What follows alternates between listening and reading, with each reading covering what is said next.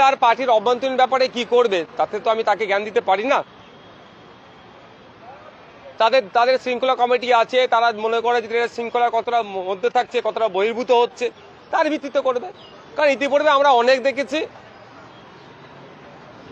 আরাবুল ইসলাম সাহেব, যিনি অধ্যাপিকাকে জগ ছুড়ে মেরেছিলেন, দীর্ঘ কয়েক বছর আগামী সে সাসপেন্ড থাকবে এ কথা বলেছিল, কিন্তু কয়েক মাস পরে তার সাসপেন্ড তুলে নিয়েছিল, তাকে আবার পঞ্চায়েত সমিতির পদে বসিয়ে দিয়েছিল। তো এদের কখন সাসপেন্ড করছে আর কখন প্রত্যাহার করছে এ নিয়ে আমি চর্চা করব না। দেখুন, আমি যতটুকু বুঝতে পারছি এটা বিজেপি তৃণমূলের বাইনারি তৈরি করার চেষ্টা হচ্ছে। বিজেপি এক কথা বলবে, সেটাকে কাউন্টার করার জন্য তৃণমূল আর একটা কথা বলবে।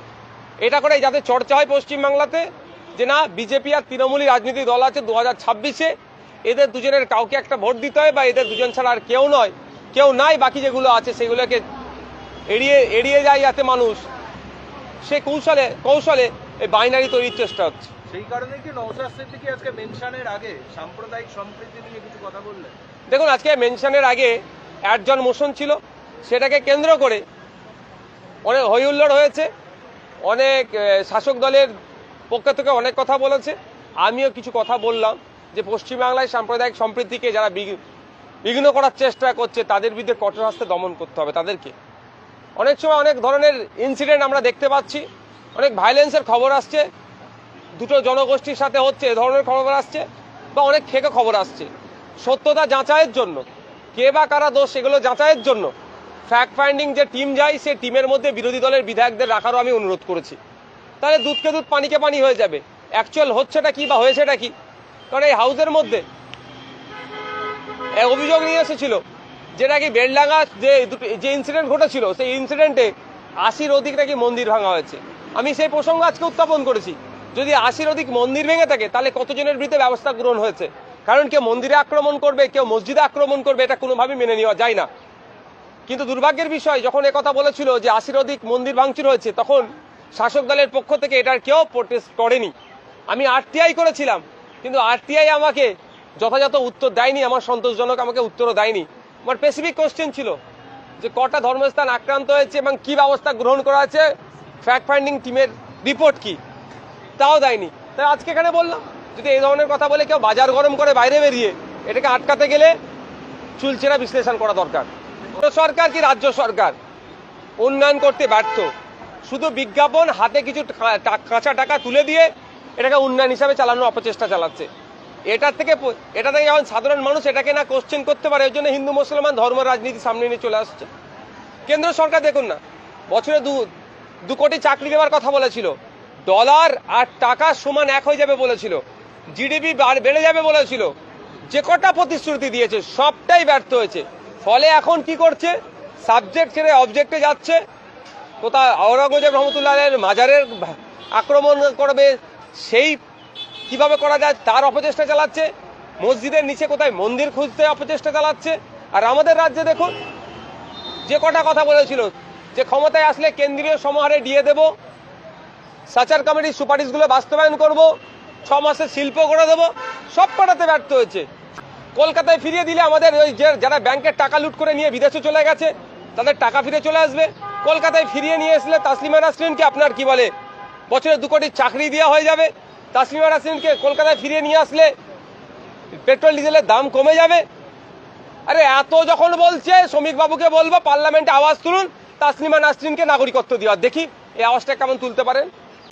শুধুমাত্র তাসলিমা নাসরিনকে সামনে রেখে এখানে হিন্দু মুসলিমের বাইনারি করার অপচেষ্টা চলাবে, সেই জন্য উত্থাপন করেছে।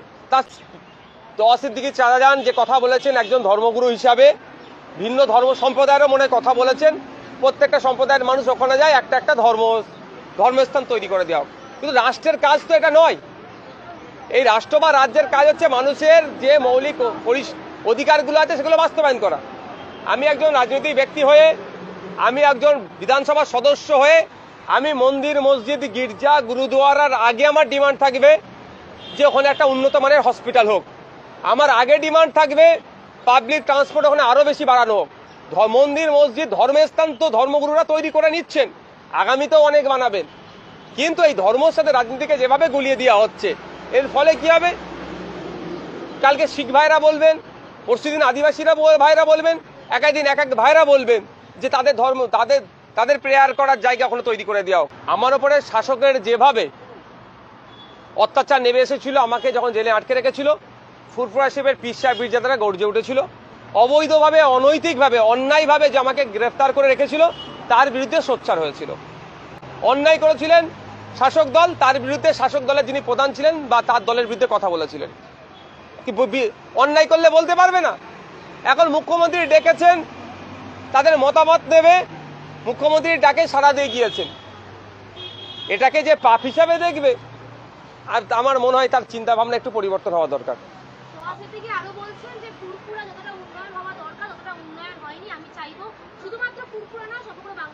সেটা তো আমরা শুরু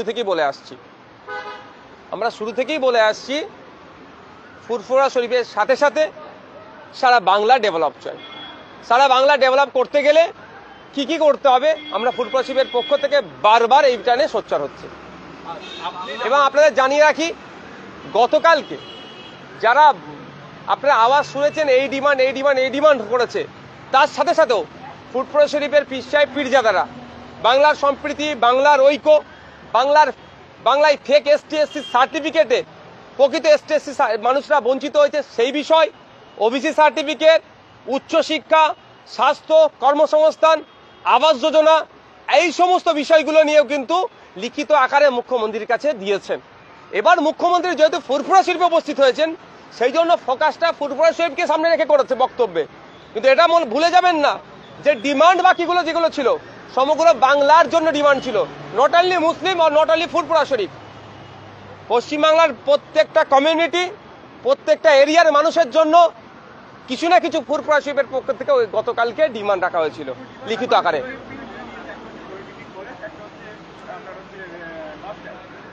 না, একাধিক ডিমান্ড রেখেছিল, তার মধ্যে একটা বিশ্ববিদ্যালয়